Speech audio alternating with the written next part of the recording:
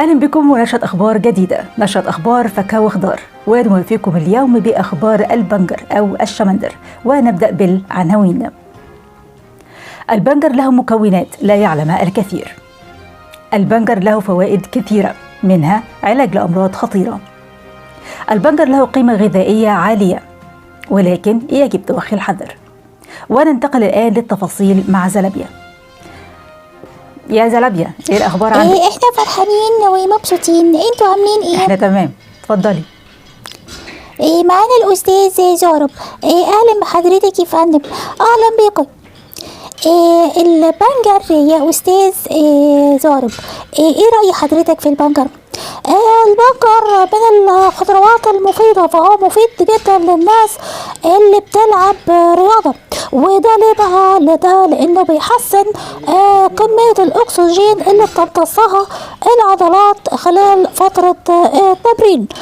بيخفف من الام العضلات اللي ناتجة عن التمارين اللي حضرتك بتعمليها. بيقلل من مستويات الدهون الثلاثية، يعني مفيد للأشخاص المعرضين لخطر الإصابة بأمراض القلب. بعد الشر طبعا. مفيد برضو لصحة الكبد. مفيد للمرأة الحامل، يعني لو في ست حامل تاكله بالعقل، ونسأل الدكتور طبعا. أكيد طبعا. مفيد كمان للأطفال، بيعالج فقر الدم.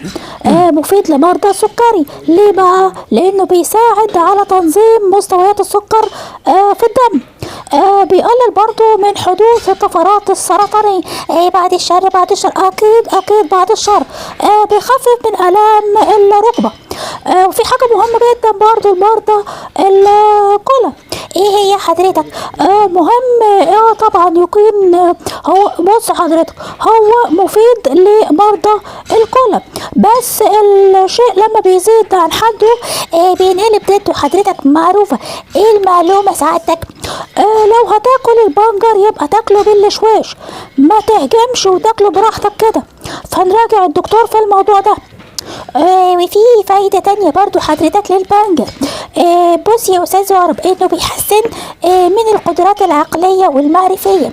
فلو حضرتك يعني مخ حضرتك فاضي، تاكل بنجر كتير. كل بنجر كتير يا أستاذ زارب. ميرسي لحضرتك كتير. شكرا يا أستاذة، شكرا. شرفت يا فندم، شكرا لكم يا زلابيا. شكرا ليكي يا أستاذة. واخيرا وليس باخر، فالشمندر او الشوندر او البنجر او البربرة هو نوع نباتي جذري درني يتبع القبيلة السرمقية او الرمرامية من الفصيلة القطيفية. انت بتقول كلام كبير، كويس، كلام كبير قوي يصعب على امثالي فهم. شكرا لكم على حسن متابعتكم، ونلقاكم في نشرة إخبارية جديدة، والى اللقاء.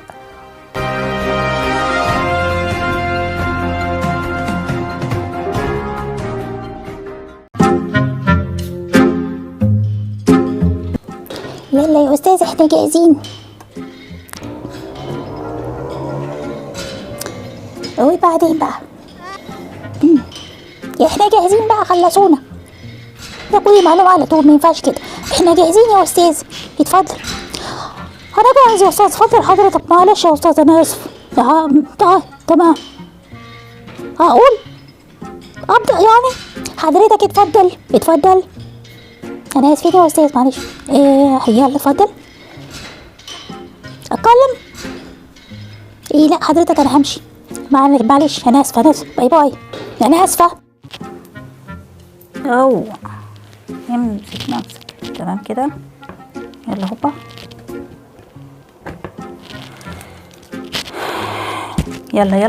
يلا هو مين؟ يلا نبدأ. بسم الله، يلا.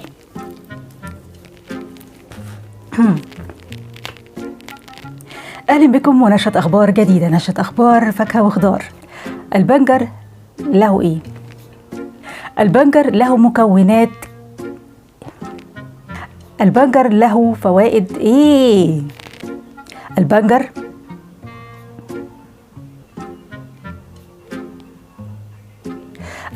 له فوائد كثيرة لا يعلمها الكثير. لا، البنجر له فوائد كثيرة البنجر له فوائد كثيرة. البنجر له فوائد كثيرة. اوكي. اهلا بكم ونشرة اخبار جديدة. البنجر له يما البنجر له فوائد كثيرة، له قيمة غذائية عالية. طيب ايه مكونات كثيرة ليه؟ هي مكونات، بسم الله. البنجر له مكونات، اكيد هيكون له مكونات. البنجر له فوائد، اكيد هيكون له فوائد، مش فوائد، هي مكونات. وإليكم التفاصيل. ننتقل الآن إلى التفاصيل مع زلابية، وننتقل أخيرا وليس بآخر. يتبع القبيلة القطيفية إليه من الفصيلة القطيفية. فالشمندر أو الشوندر أو البنجر يتبع مين؟ ما يتبعش حد. نوع نبات جذري دهني تبع القبيلة السمكية والرمانية من الفصيلة القطيفية. فالشمندر أو الشوندر أو البنجر أو البربرة هو نوع نبات جذري درني من القبيلة القطيفية. لا الشمندر أو الشوندر أو البنجر أو البربرة مالهم بقى؟